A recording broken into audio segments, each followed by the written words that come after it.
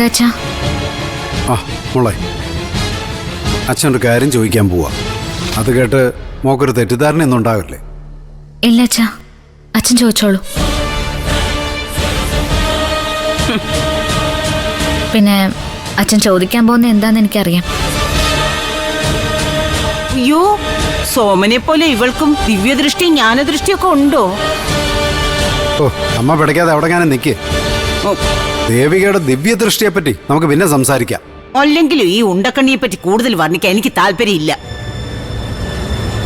Advocate Siddharthan Niranjan ഡോക്ടറിന് ഒരു blank cheque കൊടുത്ത കാര്യമല്ലേ അച്ഛന് ചോദിക്കാനുള്ളത്? ഓ, കണ്ടോ കണ്ടോ, കള്ളിപ്പൂച്ച പുറത്തു കിടന്നു കണ്ടോ? നീ ഉണ്ടായിരിക്കടി, ദേവിയോട് പറയട്ടെ. അത് സത്യം അച്ഛാ. ആ, അങ്ങനെ ഒരു ചെക്ക് കൊടുത്തിട്ടുണ്ട്. ഞാനതിന് സാക്ഷിയാ. അതെന്തിനാണെന്ന് അല്ല, ഈ രണ്ടുപേര് തമ്മിലുള്ള ഇടപാടിനെ പറ്റി അങ്ങനെ ചോദിക്കുന്ന മര്യാദയില്ലെന്ന് എനിക്കറിയാം. എന്നാലും ചോദിക്കുന്നത് കൊണ്ട് ഒരു മര്യാദ കേടുമില്ല അച്ഛാ.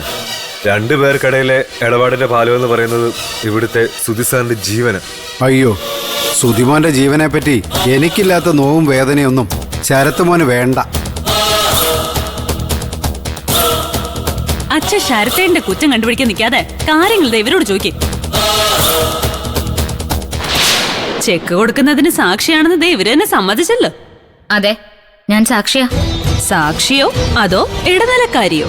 നിത്യേ, ആവശ്യമില്ലാത്ത നീ പറയരുത്. എന്തിന്റെ ഇടനിലയാ നീ ഉദ്ദേശിച്ചത്? ദേ, കച്ചവടത്തിന്റെ ഇടന്നില്ല. ഇവിടുത്തെ ചെറുക്കന്റെ ചങ്ക് പറിച്ച് വിറ്റതിന്റെ കാശ്. അല്ല, നിനക്കതിൽ എത്ര കിട്ടിയെന്ന് പറഞ്ഞാ മതി. അതെ, എത്ര ശതമാനം കമ്മീഷൻ വ്യവസ്ഥയിലാ ഡീല് നടന്നത്? അച്ഛനും അമ്മയും നിൽക്കുന്നുണ്ടാ, ഇല്ലെങ്കിൽ നിന്റെ കാരണം പൊത്തി അടി വീണേനിപ്പോ. മോള് ചോദിച്ചില്ലേ നിരഞ്ജൻ സാറിനോട്?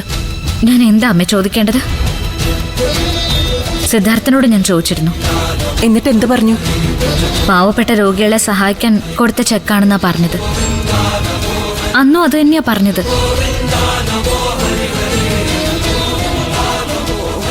പിന്നെ സിദ്ധാർത്ഥന്റെ ജീവൻ രക്ഷിച്ചതിന് നിരഞ്ജൻ ഡോക്ടർ 1 രൂപ പോലും വാങ്ങിയിട്ടില്ല. അതും ഒരു കാരണമായിക്കൂടെ? പിന്നെ ഒരു പുണ്യാത്മാവ് ഒരു പൈസയും വാങ്ങിക്കാതല്ലേ ആശുപത്രി നടത്തിക്കൊണ്ട് പോകുന്നത്. ഇങ്ങനെയൊക്കെ കിട്ടുമെന്നറിയാം വളഞ്ഞ വഴിയിലൂടെ. വീണ്ടും വീണ്ടും ബ്ലാങ്ക് ചെക്കുകളോ തുക എഴുതിയ ചെക്കുകളോ കൊടുത്തിട്ടുണ്ടെന്ന് ആർക്കറിയാം? എന്നാ പിന്നെ ഒരു കാര്യം ചെയ്യ്, ശരത്ത് പോയി അങ്ങ് അന്വേഷിക്കേ. അറിയേണ്ടവര് സ്വയം അന്വേഷിക്കണം, അതാ വേണ്ടത്. നിങ്ങൾ ഈ പറഞ്ഞത് എന്റെ അച്ഛനോടാണെന്ന് എനിക്ക് മനസ്സിലായി.